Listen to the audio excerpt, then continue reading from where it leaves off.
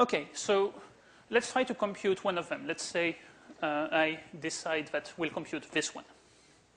Okay, let's see how we can compute partial A, partial theta with A held fixed.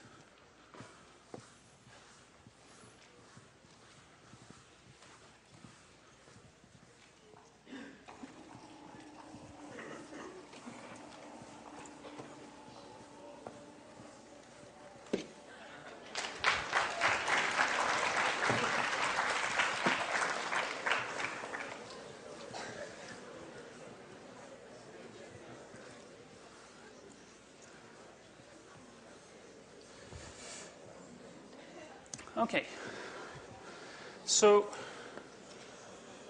let's try to compute partial A, partial theta with A held constant. So let's see 3 different ways of doing that.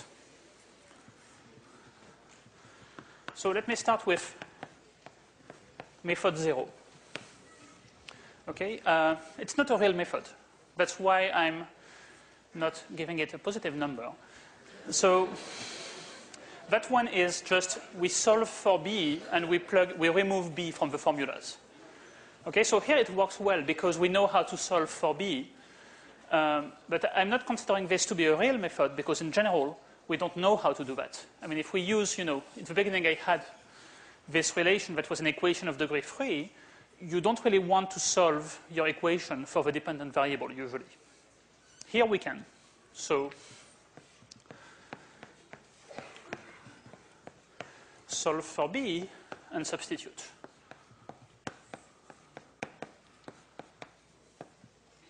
So how do we do that?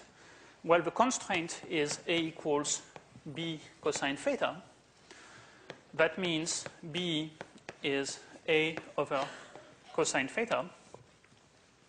Some of you know that as A secant theta. That's the same. And now if we express the area in terms of A and theta only, A is 1/2 of AB AB sine theta is now 1/2 of A squared sine theta over cosine theta, or if you prefer, 1/2 of A squared tangent theta. Well, now that it's only a function of A and theta, I know what it means to take the partial derivative with respect to theta, keeping A constant. I know how to do it.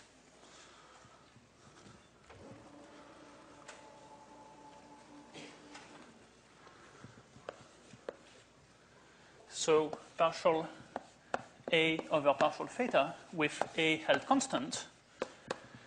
Well, if A is a constant, then I get this 1/2 A squared coming out times, what's the derivative of tangent? Secant squared. Very good. If you're European and you've never heard of secant, that's 1 over cosine. And if you know the derivative as 1 plus tangent squared, that's the same thing, and it's also correct. Okay, so that's one way of doing it. But as I've already said, it doesn't get us very far if we don't know how to solve for B. I mean, we really used the fact that we can solve for B and get rid of it. So there's 2 systematic methods. And let's say the basic rule is that you should give both of them a chance. You should see which one you prefer, and you should be able to use one or the other on the exam. Okay? Most likely, you will actually have a choice between one or the other. It will be up to you to decide which one you want to use. But you cannot use solving and substitution. That's not fair.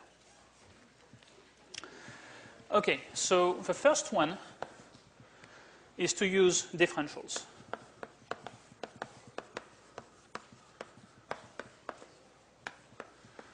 By the way, in the notes, they're called also method 1 and method 2. I'm not promising that I have the same one. I might have 1 and 2 switched. It doesn't really matter. So how do we do things using differentials? Well, first, we know that we want to keep A fixed. And that means that we'll set dA equal to 0. Okay? The second thing that we want to do is we want to look at the constraint. The constraint is A equals B cosine theta. And we want to differentiate that. Well, differentiate the left-hand side, you get dA. And differentiate the right-hand side as a function of B and theta, you should get, well, how many dBs? Well, that's the rate of change with respect to B. That's cosine theta dB minus B sine theta d theta. That's the product rule applied to B times cosine theta. So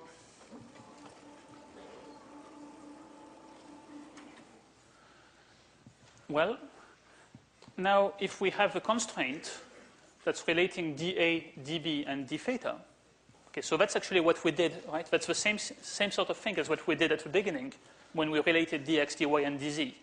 That's really the same thing, except now our variables are a, b, and theta. Now we know that also we're keeping a fixed, so actually we set this equal to 0. So we have 0 equals dA equals cosine theta dB minus b sine theta d theta. That means that actually we know how to solve for dB. Okay? So cosine theta dB equals b sine theta d theta, or dB is b tangent theta d theta. Okay, so in fact what we found, if you want, is the rate of change of B with respect to theta. Why do we care? Well, we care because let's look now at dA, the function that we want to look at. Okay, so the function is A equals 1/2 AB sine theta. Well, then dA,